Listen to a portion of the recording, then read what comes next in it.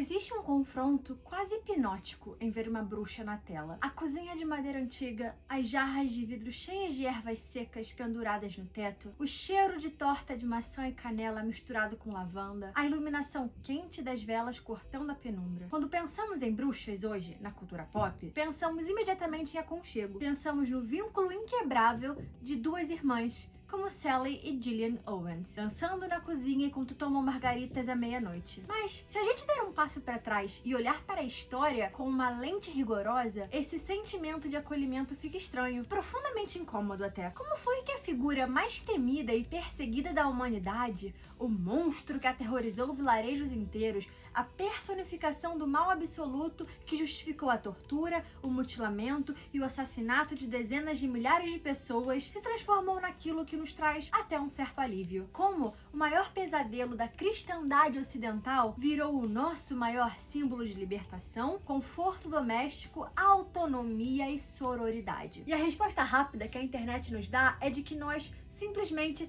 simplificamos o mito. Mas a resposta verdadeira é infinitamente mais profunda, política, dolorosa e fascinante. Ao longo desse vídeo ensaio, eu e você vamos fazer uma viagem sem filtros. A gente vai abordar e navegar pela carne e pelo osso das mulheres reais que foram chamadas de bruxas. Vamos conversar um pouco também sobre como a medicina acadêmica, o dogma religioso e o nascimento do capitalismo industrial se uniram para fabricar um monstro. A gente vai pisar um pouco também no solo do Brasil colonial para descobrir como a Inquisição aqui perseguiu as nossas bebendeiras, curandeiras e parteiras. No final dessa jornada, a gente volta a falar da ficção, a gente vai falar da magia e sedução, livro de Alice Hoffman que virou filme com a Sandra Bullock e a Nicole Kidman, tudo isso pra gente também poder chegar lá no final e entender porque que hoje em dia, amar a figura da bruxa é o maior ato de reparação histórica que a gente pode fazer. Vamos tirar da cabeça aquela imagem clássica de Mágico de Oz, da mulher de chapéu pontudo, nariguda, com ruga, pele esverdeada e risada histérica. Essa imagem, ela não é um fato histórico, ela é uma caricatura da propaganda religiosa e política da época, desenhada ali e modificada ao longo dos séculos para desumanizar um grupo social muito específico. Vamos supor que a gente pega uma máquina do tempo, viaja para um vilarejo europeu do século XV. Aí você vira e pergunta para os aldeões: quem é a bruxa da cidade? Ninguém vai te apontar uma criatura demoníaca como a gente vê em muitos filmes por aí. Muito provavelmente eles vão apontar para aquela mulher idosa da casa ao lado. A bruxa histórica, ela não era uma serva do diabo. Ela era, na maioria esmagadora dos casos, a parteira, curandeira e a benzedeira. Era a mulher que sabia qual chá ia aliviar a febre do seu filho que estava chorando, qual raiz ia estancar uma hemorragia, ia curar uma infecção. Naquela época, você pode dizer praticamente que ela era o único sistema de saúde que tinha ali. Não só sistema de saúde, ela também servia quase que como um assistente social para aquela população. E é aqui que vai entrar o primeiro grande nó da nossa história. O saber, todo o conhecimento dessas mulheres era empírico. Ele passava de geração para geração e era passado de forma oral, baseado no conhecimento e na experiência de vida de cada uma. Como vão demonstrar as pesquisadoras Barbara Ehrenreich e Deirdre English, o mundo ali naquela época estava mudando radicalmente. A Idade Média estava naquele processo de falecimento e a Idade Moderna estava nascendo. Com ela vai nascer também a medicina acadêmica, institucionalizada e universitária. Os homens das classes sociais mais ricas começaram ali a adentrar cada vez mais faculdades, se formar e querer para si o controle absoluto das coisas. Principalmente o controle sobre a saúde e sobre a gestão, de certa forma, da vida e da morte. Só que a gente precisa falar que havia ali, de fato, um problema prático. A população desses vilarejos, que eram afastados das capitais, não confiavam nesses médicos riquíssimos. Eles achavam todos os seus métodos um pouco escusos, principalmente porque eles ainda faziam muito uso de sangrias que às vezes eram letais. E aí a gente tem que fazer a pergunta principal: como que essa nova elite médica masculina tomou o controle do mercado e da política? Eles passaram a criminalizar a concorrência. Começaram ali a espalhar uma tese teológica de que se uma mulher sem conhecimento conseguia curar uma doença, essa cura e todo esse conhecimento só podiam vir de um poder ilícito, um pacto com o demônio. Só que não foram só as curandeiras que viraram alvo. Quando a gente para analisar os registros dos tribunais da época, a gente vê que uma vasta gama de mulheres e homens também começaram a ser atacados. Existe todo um padrão sociológico extremamente assustador sobre as pessoas que eram atacadas e perseguidas. Mulheres idosas que moravam sozinhas e que não dependiam de um tutor masculino, né, de um homem. Viúvas que herdaram terras e que naquela época se recusavam a passar para o parente homem mais próximo. Mulheres neurodivergentes ou com deficiências mentais e físicas. Mulheres de sexualidade livre que praticavam métodos contraceptivos ou que realizavam abortos. E, acima de tudo, as mulheres que simplesmente sabiam e conseguiam dizer não. A historiadora e socióloga italiana Silvia Federici, no seu livro que foi talvez um dos maiores divisores de água para essa pesquisa, que chama Caliban e a Bruxa, ela nos mostra que a caça às bruxas não foi um delírio irracional de velhos idosos caquete. Foi um projeto estruturado, sistemático, que foi extremamente necessário para a transição dessa época para o capitalismo. Para que esse novo sistema econômico funcionasse naquela época, eles precisavam que o corpo feminino fosse extremamente regulado. Eles precisavam despojar a mulher de sua autonomia tradicional e transformar o corpo dela em simples e puramente uma máquina de produzir novos trabalhadores. Todo o conhecimento que existia ali naquela época sobre o controle de natalidade foi esmagado, esquecido, apagado. Então a mulher independente, sem dono, ela se torna ali o maior perigo para essa nova ordem estatal. Então a bruxa nada mais era do que a mulher que sobrava, digamos assim. Era aquela mulher que ela era fora do controle do Estado, da igreja e de um marido. Para transformar essa misoginia estrutural em uma máquina extremamente eficaz, que exterminava vidas com uma eficiência burocrática, foi preciso criar todo um manual. E esse manual ele foi publicado, ele ganhou forma lá em 1486 sob o nome de Maleus Maleficarum, em português, o Martelo das Feiticeiras. Ele vira um manual exterminador de ódio mais brutal da história da humanidade. Ele servia não apenas para definir a bruxaria, mas para explicar teologicamente por que as mulheres eram mais propensas ao mal do que os homens. Jacob Sprenger e Henry Kramer, que eram os autores do livro, escreviam coisas como o seguinte, vamos lá. Toda feitiçaria deriva da concupiscência carnal,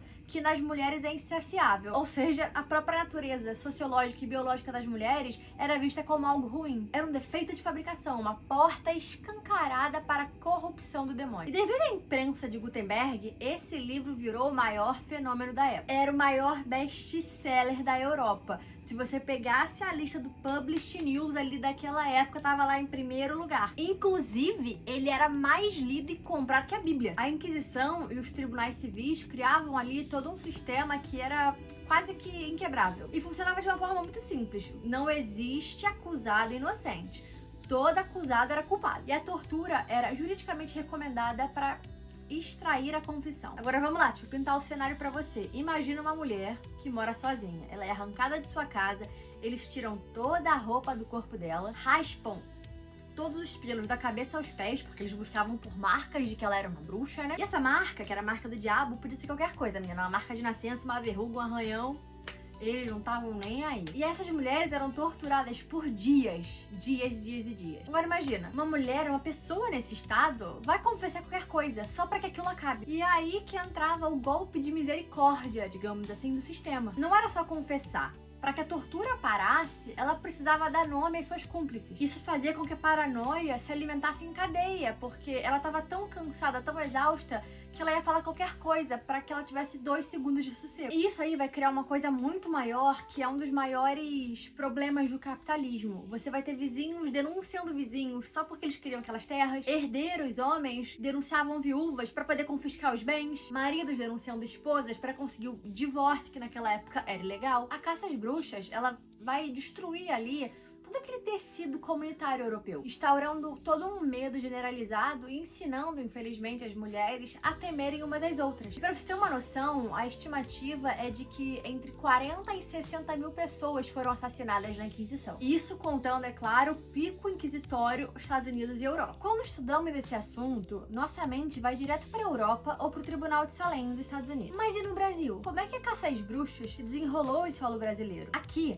a história ganha contornos terrivelmente específicos e sincretizados. O Brasil não teve um tribunal fixo da Inquisição instalado em seu território, como aconteceu no México ou no Peru. Mas isso não significa que fomos poupadas. O Tribunal do Santo Ofício de Lisboa enviava para o Brasil as chamadas visitações da Inquisição, inspetores inquisitoriais que desembarcavam nos nossos portos para caçar heresias, feitiçarias e costumes judaizantes. O Nordeste colonial, especialmente a Bahia e Pernambuco, sentiu o peso dessa engrenagem. Mas o que seria considerado considerado bruxaria na terra colonizada. No Brasil, a bruxaria ganhava cor e a força do sincretismo e da sobrevivência. As mulheres daqui, as mulheres negras escravizadas, indígenas ou colonas empobrecidas, elas viviam em uma terra sem médicos, sem assistência social e sob o domínio extremamente controlador e violento do colonizador. O que elas fizeram? Elas uniram as três, né, os seus saberes de cura. Dessa mistura de resistência vai nascer a figura da benzedeira, da curandeira e da caupira. Como documenta a historiadora Mary Del Priore em suas pesquisas sobre o cotidiano colonial, se uma mulher estava em um parto difícil no meio do mato, era a benzedeira quem salvava. Se um bebê adoecia, era ela quem rezava com o ramo de arruda. E se um homem era extremamente violento com sua esposa, essas mulheres preparavam o que chamavam na época de poções de amainar ou feitiços de amarração, fórmulas com ervas e orações para tentar abrandar a fúria dos maridos e proteger a vida umas das outras. Para os inquisidores portugueses, tudo isso era visto como diabolismo puro e rebelião. Mulheres como Mency Rodrigues, julgada na Bahia, foram acusadas de feitiçaria por usar rezas e ervas. Tantas outras foram presas, tiveram seus escassos pertences confiscados e foram enviadas de navio para os calabouços do Santo Ofício em Lisboa, muitas vezes sem nunca mais retornar à sua terra. E aí a gente dá o nosso grande salto no tempo, chegando ali no século 20 e 21. Depois de séculos de perseguição, tortura e trauma psicológico, como é que a literatura e o cinema respondem a essa degradação? Respondem resgatando a bruxa e dando a ela aquilo que a humanidade sempre negou: dignidade, poder, afeto, comunidade. A literatura fez isso em fases. Em As Bruxas de Salem, ou The Crucible, a peça clássica de Arthur Miller, a caça às bruxas é usada como uma metáfora brilhante sobre a paranoia do macartismo, o perigo do julgamento moralista. Mas, em romances como Da Magia à Sedução, de Alice Hoffman, a magia deixa de ser uma maldição para virar uma alegoria sobre como as mulheres lidam com o trauma transgeracional da perseguição. A história das irmãs Sally e Gillian Owens é uma metáfora brilhante sobre essa ferida. Pensa comigo, a família Owens carrega consigo uma maldição ancestral, no qual qualquer homem ou mulher que se apaixonar, aquela pessoa tá